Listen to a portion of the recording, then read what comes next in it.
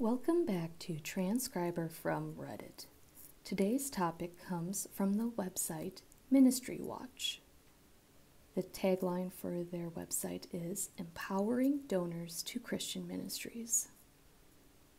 The title of this article is Women Lead About 18% of Largest Christian Ministries, MinistryWatch Survey Finds. This article was written by Kim Roberts, dated November 21st, 2022. You might be wondering why I am covering a dated article that is almost an entire year old. Well, the reason is this still rings true.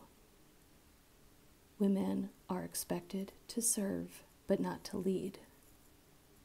And we are told any number of things, such as, well, women were designed to be the helper and the male is designed to be the leader. But then you have to ask yourself, why are there women leaders noted in the Bible? The other thing that will be mentioned is that, well, most women don't want to work that hard to obtain these positions of leadership. Well, that might be true, but then why would their ability or inability to act on this desire of leadership matter? Well, you gotta ask yourself, if a woman really, or women generally, don't want to put in the effort of leading companies, then why is there a steady push towards women leading companies? I'm sure some of it's diversity, but wouldn't it just also make just as much sense for women to do so because they like the freedom and being able to make their own money?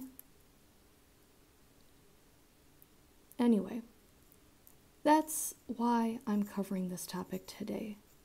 This still rings true as ever, and I think this article makes some good points, as I will read to you below. Editor's note: every quarter, we will survey the senior executive of the 1,000 largest Christian ministries in the nation. We will then produce a series of stories based on their responses. This story is the second in that series. To read a previous article which highlights revenue expectations for ministry leaders in the year ahead, click here. An article explaining challenges facing ministries can be found here. I will link this article in the description below, so if you want to check this article or their other series articles out, please go ahead and select that link down below. The article begins as follows. Most leaders of Christian nonprofit ministries are men over the age of 50, according to a recent MinistryWatch survey of the country's largest 1,000 ministries. Nearly 82% of respondents are men, while about 18% of the leaders are women. This mirrors a survey conducted in 2014 by the Imago Dei Fund. In it, women made up about 16% of the chief executive officers of evangelical nonprofit organizations. The disparity in the business world is about 3 times greater. According to the Pew Research Center, only 5.4% of Standard & Poor's 500 companies have women as their CEOs, while ministries have only 16 to 18% female leaders. Women tend to make up about 75% of the nonprofit workforce generally. Anne Graber Hirschberger, last name spelled Hershberger, who leads the Humanitarian Mennonite Central Committee, parentheses, MCC, end parentheses, said the makeup of its regional and national offices generally reflects this statistic. Of the 190 employees, 65% are women and 35% are men. However, the MCC has 5 executive directors for its regional and national offices, 4 of which are women. Quote, "Women think differently and bring a unique perspective," end quote. Andrea Ramirez, Executive Director of the Faith and Education Coalition of the National Hispanic Christian Leadership Conference, told Christianity Today. Quote, "We represent a part of the body of Christ. When we're not present, all that is absent," end quote.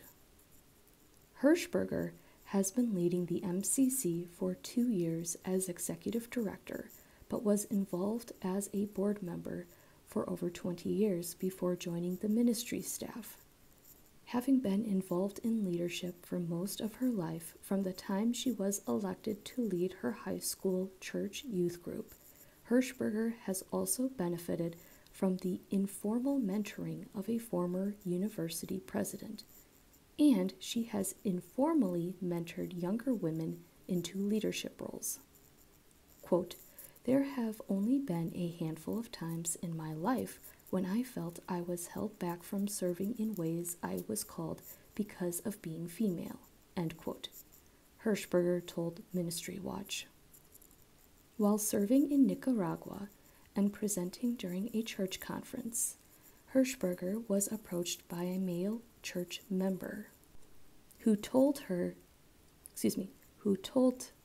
he, I believe it's meant to be her, was conflicted because he'd been taught women shouldn't teach men, but he'd been learning a lot from her presentation. Quote, "It was not my place to solve his inner conflict, but I did gently suggest that he simply be open to the Holy Spirit's leading in his life," end quote, Hirschberger said, adding that her own church congregation affirms and supports her leadership. When asked what advice and encouragement she might offer younger women who want to be involved in Christian ministry leadership, Hirschberger suggested, quote, "Women learn to listen to others, then to accept and develop their own gifts," end quote. Quote, If there is a clear leadership gift and a call to Christian nonprofits, then find ways to enter and learn about that agency from whatever position. Don't wait to be tapped, but volunteer for extra projects that help people get to know you, and then apply for suitable positions as you are led. Do not seek leadership positions for the sake of being a female leader. Seek the Spirit's leading into where you are called and then serve well, end quote, she added. Another facet of Christian ministry leadership is that 88% of all survey respondents, men and women, are between the ages of 50 and 70. A small group of 2.5% reported still leading a Christian ministry in their 70s. Not only are many of the leaders reaching what is traditionally considered retirement age, but 63% have been serving in their role for 6 years or more, the lengthiest stint of service category listed in the survey choices. The age and length of service of many of the ministry chiefs is likely tied to another hurdle ministries are looking to overcome: succession planning. In response to another survey question about significant challenges facing them, ministry leaders mentioned succession planning and management succession. Finding new executive leaders is not just a challenge for Christian ministries, according to nonprofit consultant Jan Cohen, last name spelled Cohen, in The Chronicle of Philanthropy. Quote, "There are way fewer experienced executive director and CEO candidates than there have ever been before," end quote, Cohen said. also noting the importance of organizations planning for leadership transitions. And that concludes the article. I hope that this has been food for thought for you today, as it has been for me. I, too, agree with the notion that women shouldn't seek to be leaders in nonprofits primarily because they're female. After all, the focus of these Christian nonprofits is because you genuinely believe the Lord is calling you to serve, whether as a leader or as an organization member. But I would also like to extend that mentality to the males who are leading the other roughly 82% of Christian ministries. Men, if you believe that there is a woman in the organization that should be in a role of leadership, and you are in a Christian ministry, definitely seek the Spirit's leading, engage in prayer, but also begin to seek her out. Tap her for her time and talents.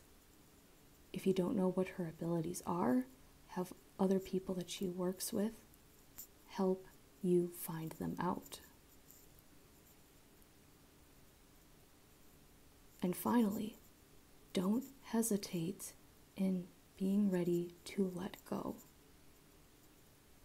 Yeah, it is amazing and fantastic to be in a position of leadership, and it's a great ego trip whether you're male or female. But the organization isn't about you. It is about God and serving His people, whether overtly Christian or not Christian. That concludes today's video. Please consider liking, subscribing, sharing, leaving a comment down below, and I will see you in the next one. Thank you.